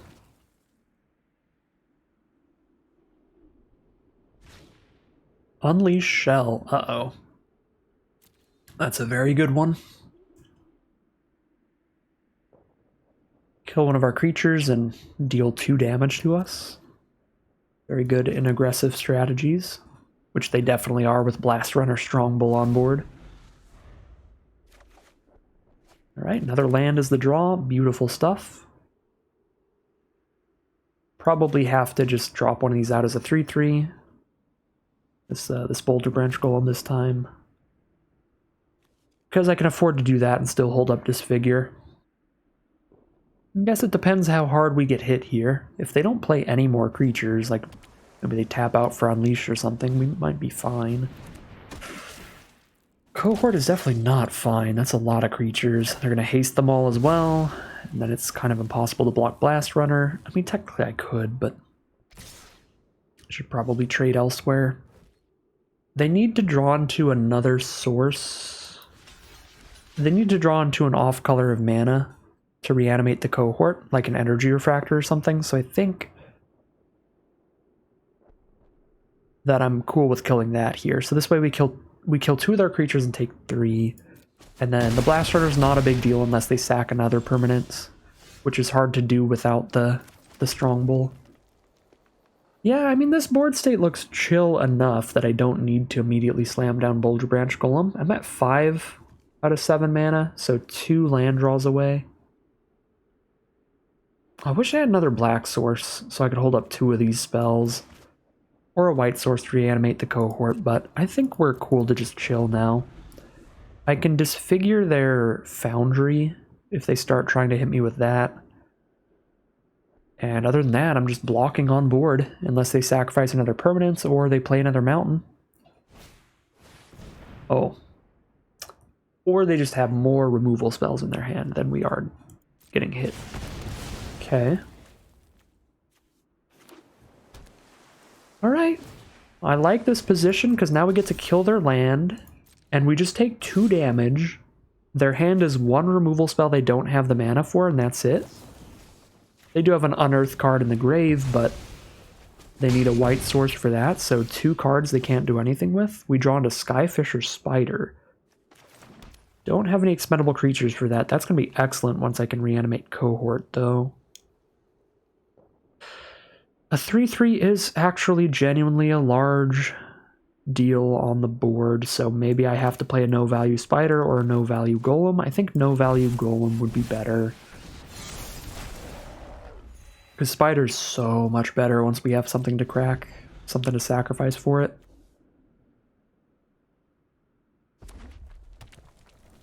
Alright, well, play the Golem. They top deck the land for the Unleashed Shell. There goes the Golem. I'll still have a Powerstone Fracture if I use an Overlong Remorse here. Just gonna take the 2 though. Find another Scrapwork Cohort.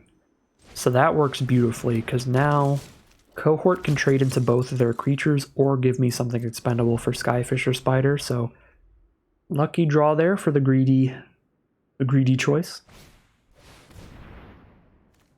Does not exile any permanents, so I have to wait till it resolves, so they do get to draw the card.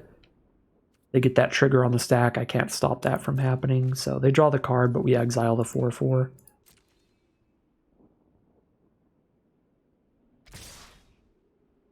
Uh-oh. They have something in hand here, or do they just want to clear my board? Alright, they're just clearing the board. Emergency Weld? Beautiful. Now I can pick up... Could pick up a Golem, getting greedy, trying to get to the 7 mana, but if I pick up a Cohort, I can cast it immediately. And then I've got tons of stuff for the Skyfisher Spider. And tons of blockers. There's an Urza. That does stuff. It gets to like draw and discard cards and stuff. It's annoying enough. I'll just Skyfisher it, especially since I drew into Emergency Weld to bring back a Skyfisher if it dies. Alright. They're playing off the top. We've got 7 power on the board. This is where we try to close things out here. Got the Powerstone Fracture to sack our Powerstone and kill something else. Got Emergency Weld if I need to immediately be able to play another creature.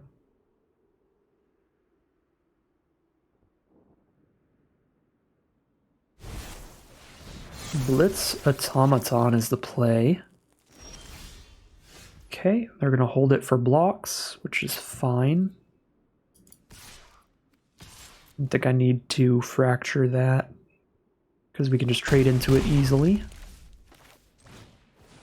Drop my Ashnod's Harvester, keeping the Weld for Skyfisher to make sure even if they have some kind of Mega Bomb supermassive creature, we can kill it. And Iconoclast is not like a super massive creature, but it's still a very scary one, giving them a 1/1 every time they play a non-creature spell. And now here's a Mightstone's animation on the Automaton to make it a 4/4 and give them a 1/1 from the Iconoclast.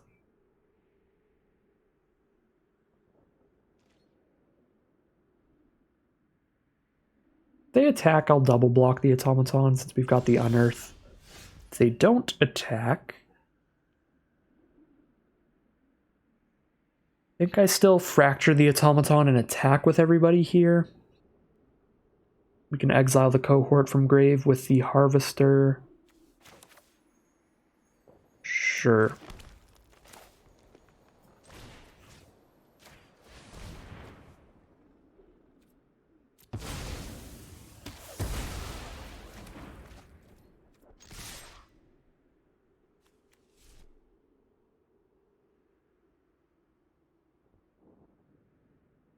They're dealing 3 on the crackback. I'm not going to hold anybody back.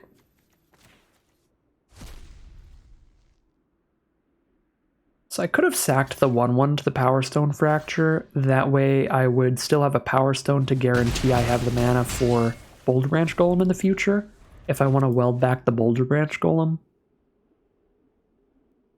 But I think I'm just going for immediate damage here, trying to close out the game quickly instead of going for late game plays. Since we're in that lead. What a draw. Skyfisher Spider again? Okay. Just trade pre-combat.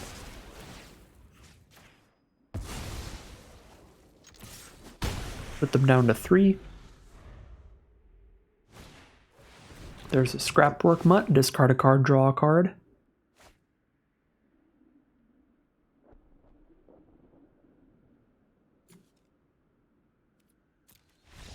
And that is going to do it. Some really nice draws throughout that game. Nice consistent stuff. Not like perfect draws. We never had double black, which would have been helpful casting 2 of those spells in 1 turn, but really solid draws, and our opponent ended up flooding out a bit in the end, so nice way to flip things around.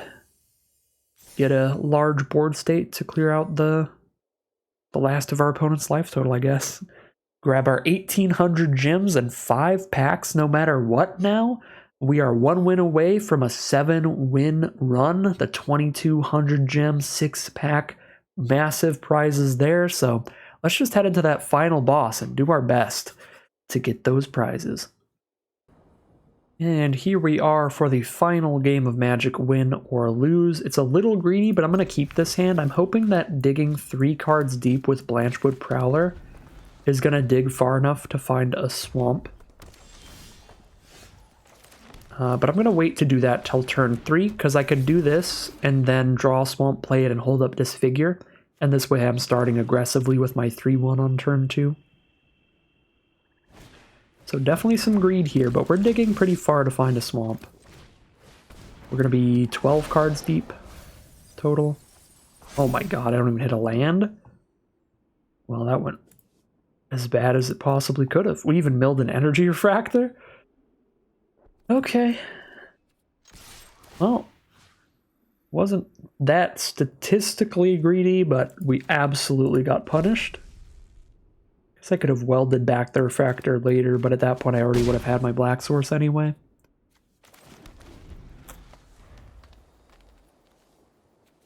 Maybe exile Overwhelming Remorse. That's the only card in my grave that I can't reanimate.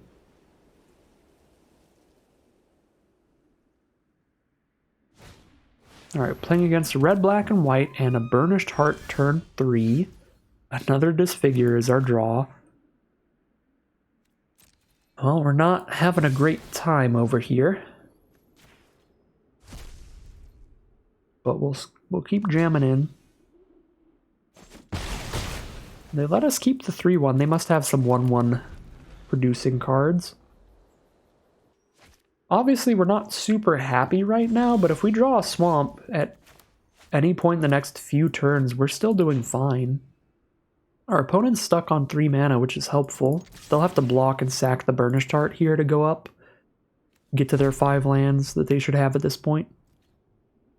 So I believe that's what's going to happen. Maybe they'll just trade. But I imagine they're sacrificing this. Yeah. Grab a couple more lands. Are they on the full 5 color? Nah, just red, black, and white. Fair enough. So yeah, we've still got a lead on the board state. That's going to change this turn for sure, though. 5 mana up. No way they're not going to cast something. Visions of Phyrexia gives them a huge lead in card advantage. Every turn during their upkeep, they exile a card and they can play it this turn, so they're basically drawing 2 cards a turn now. And if not, they're getting Powerstones. Okay, this was the first turn that I would say it's actually really, really important to hit the swamp now that they have that popping off. Because if we could play another card this turn, would have kept our lead going. That would have been a really big deal.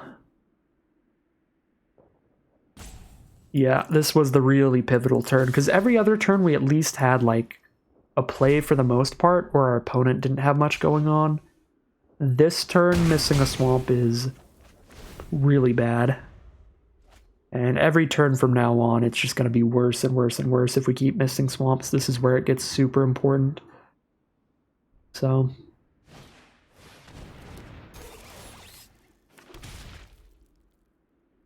definitely not loving things now.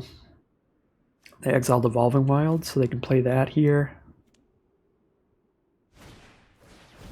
As their land for turn, Scrapwork Mutt gives them good card draw. But they don't discard anything. Gives them a great card to trade into the Opportunist and Unearth later.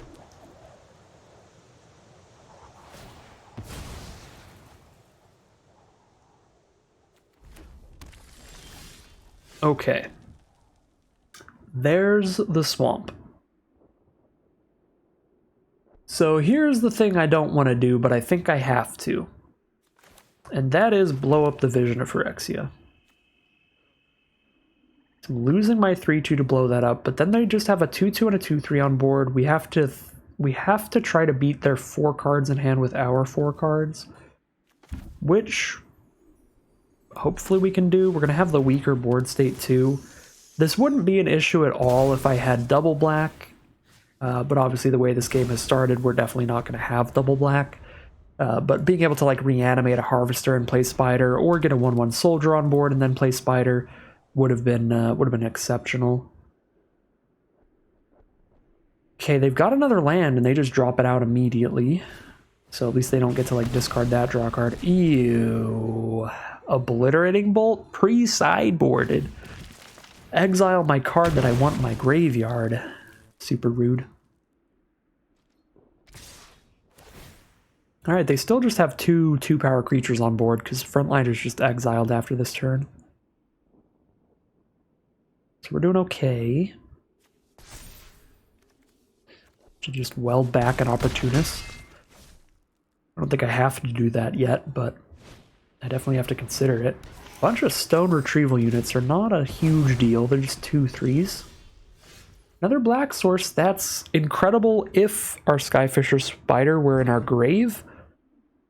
But since they exiled it, I just get to kind of cry.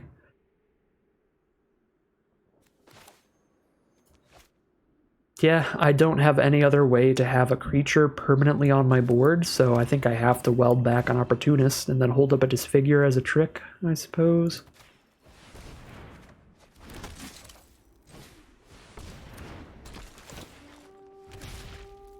Sure. Trade my 1/1 into the Scrapwork Mutt. Trade a Disfigure into a Stone Retrieval unit.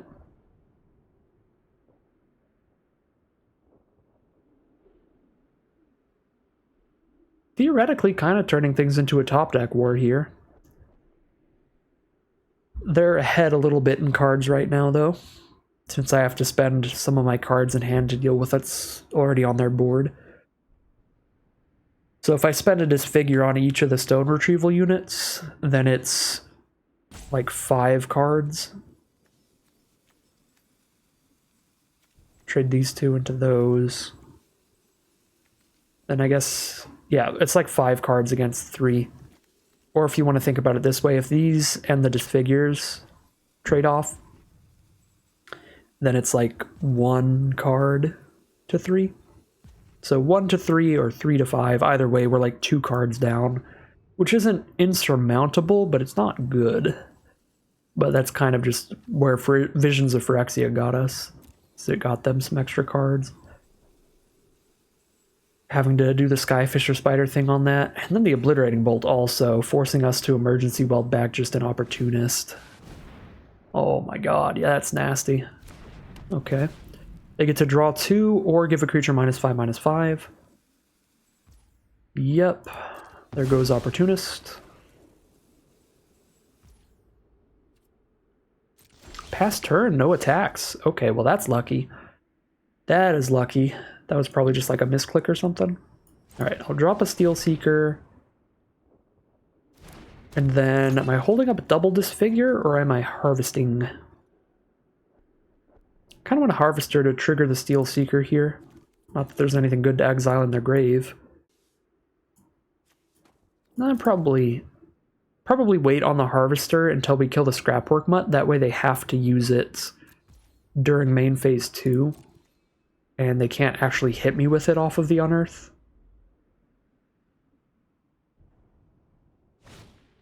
Mechanized Warfare. So all their cards deal an additional 1 damage. Doesn't change our combat math significantly. I guess, yeah, no, with Disfigure it doesn't change, because I still trade there, and then Disfigure still kills this without losing a Steel Seeker, since it'll deal 0 damage on board.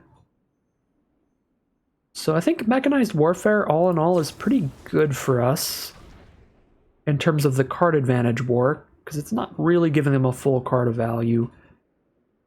Unless they have like a bunch of combat tricks to back it up. Okay, well, might have to double Disfigure now. That's still a 2 for 2. I'm trading 2 Disfigures for a Stone Retrieval unit and a Whirling Strike, so that's fine. They did not do the Scrapwork Mutt thing, so now I can Ashnod's Harvester. Hit a Scrapwork Cohort. I definitely want to draw into that, so let's exile their Mutt. And then I don't have anything to kill the Stone Retrieval unit, because the Steel Seeker is nowhere near big enough, and since all their stuff is dealing 1 extra damage, the unit's doing 3, so that's enough, I think, to kill it at the cost of my Harvester. I guess I could take the 3, go to like 8 here, and then play a cohort next turn, but I'm a little scared. Okay, they miss on the draw step there, and now we get to cohort into a surveil 2, which is phenomenal. Into another cohort? Let's just keep steel seekering into more cohorts. 0 value steel seeker, just always keep the card on top. But at least steel seeker makes us nice, warm, and comfortable. We know there's something good on top. This is 5 damage on board. I'm still gonna cohort before I declare the attack to guarantee the steel seeker triggers. But our opponent is just drawing absolutely dead here. Definitely keep Skyfisher Spider. This is just literally the absolute opposite of our early games. We're just drawing like an absolute champion. Just super solid cards on top each turn. Ooh, Mishra's Onslaught's actually very good for them here. They can trade into the Steel Seeker and the Cohort, and I can't reanimate the Cohort. Not good enough to put them in a winning position, but it's definitely good. Ooh, no. That I'm very scared of. Are they going to try to Whirling Strikes me to death? If they're just not taking the trades? I guess not. They're just going to scoop them up. They might have had something in their deck where they think they could get lethal if they hold those back, and that's like their only shot at winning. So that would explain that play if they have something in their deck that, I don't know, gives their whole board +3/+0 trample or something like that. I don't think there is anything like that, but who knows? Maybe double Onslaught and I don't block. Be 5, that'd be 10 damage. That'd be very close. I guess it'd be 8 damage because it's only +1. Yeah, I don't know. Would have expected just a trade here, but even then, they're I think they're dying next turn. Because even if they went for the double trade, they'd be at 5 life. Because this would still hit them, and then I attack them for 5. So yeah, they still have to top deck something. Okay, well, really rough game for our opponent. Just some super bad draws near the end there. But we definitely know how it feels with some of our earlier games today. We are 7-2. We find a 7-win run in the end with this excellent deck. I was going to say, I thought this deck was pretty solid until we had a really rocky... I mean, we lost our first game, and then we had a really rocky game right after that, but ended up winning that one, and then we lost a second game right after it, so that was when I was starting to really question the deck in general, but I think it was just some variance overall. For the most part, I think this deck is quite good. There's certainly some aspects that are a little bit awkward, but definitely don't make the deck bad. The stuff that is awkward is that the Emergency Welds, the Powerstone Fractures, the Skyfisher Spiders, these are some cards that kind of need to be drawn in the right order. Basically, everything else in the deck, whenever we draw it, is going to be fine. But if we draw these in the wrong sequence, where we have Emergency Welds in an opening hand with no creatures, Powerstone Fractures in an opening hand with no creatures, or Skyfisher Spiders in a hand with no other creatures to sack, then these all become really awkward. So it's not too hard to get the cards in our hand to synergize with these and make them good, because we just need any creatures or artifacts pretty much, and we've got plenty of those. But they can be quite awkward when we don't have the other stuff and make us have a bit of a dirtily early game presence in general. So yeah, that was the one kind of flaw of the deck. Everything else, though, pretty exceptional. Maybe got a little greedy on the boulder branches and should have Scrapwork Mudded, discarded one to draw another card, but we didn't even hit land 7 by the time we lost that game anyway. So that was whatever there. I don't think it would have changed things, but statistically it could have, and maybe I should have dropped a boulder branch for another one, for another card trying to dig to that land faster. That was one of the play errors we could have done. Other than that, though, everything performed pretty incredibly. Very happy with everything in the deck, and yeah, super happy with the whole thing. Very happy with the prizes. We're going to be running away today with 2,200 gems and 6 packs of the Brothers War. But that is going to end today's video. As always, I'd like to thank my patrons and YouTube members for their support, as well as you for watching the videos. If you'd like to see more videos like this, you can always like, comment, and subscribe to tell the YouTube algorithm to send you some more in your recommended feed. If you'd like to catch me live, you can check out the Twitch channel in the link in the description below. And if you'd like to support the channel directly, you can check out the Patreon link or the join button in the description below. Other than that, as always, thank you very much for watching, and I'll see you again soon for some more Magic Arena.